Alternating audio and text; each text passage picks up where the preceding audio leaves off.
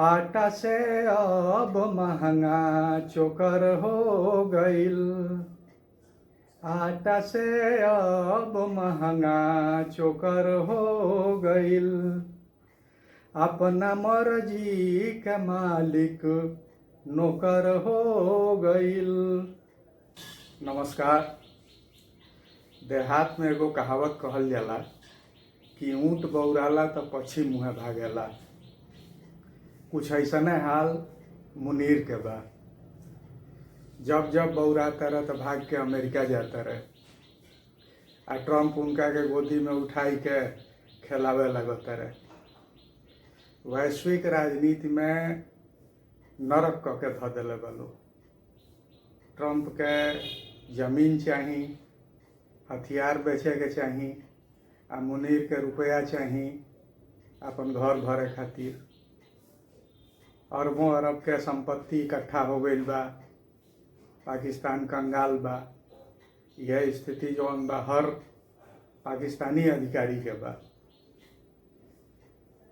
तो कहल गई बा कि सूरज जब जब पश्चिम जाला तब तब डूबबे करेला। तो कहत रहे मुनीर कि परमाणु बम हम छोड़ब आ आधी दुनिया के संगे लेके डूबब। अपने तो डूबब, आधी दुनिया के संगे लेके डूबब। तो डूबा भैया के डूबे से रोकता। डूबे के तो बढ़ले भाई सुनिश्चित बा। लेकिन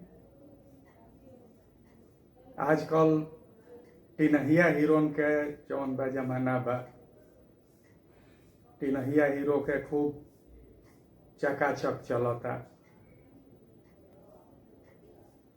आटा से अब महंगा चोकर हो गईल। आटा से अब महंगा चोकर हो गईल।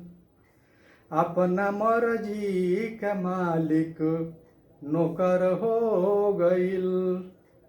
देश के सेवा के अवसर मिलल बा, लेकिन सेवक अहंकार के वशीभूत होके अपना व्यक्तित्व के देश से भी ऊपर समझता।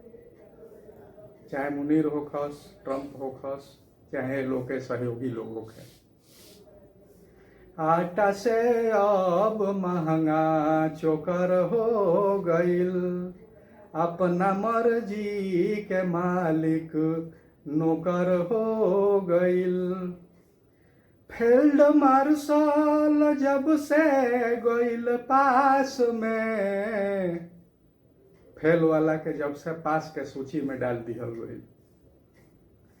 फील्ड मार्शल जब से गईल पास में, तब से ट्रम्प के का जोकर हो गईल।